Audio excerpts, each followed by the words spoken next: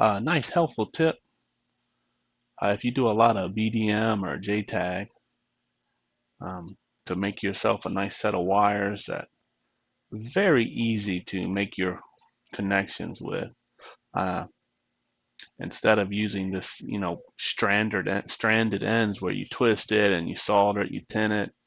They work good once or twice, but then they start fraying, they start getting fat, and too large. It's kind of hard to make small connections, especially if you got to make a small connection to a via or something.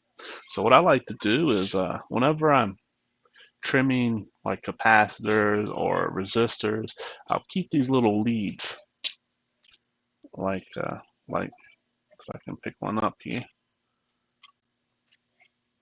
I keep these little leads, and I'll end up putting these on the tips of my wire, and I'll take some heat shrink and heat shrink it, and then that will be my connection. And they're very durable.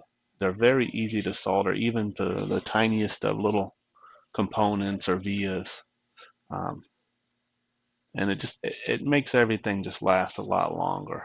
I generally do it with all my tools like KTAG and gelato, anything that I do a lot of, in circuit reading with. Almost always my main cables that I make will have tips just like that.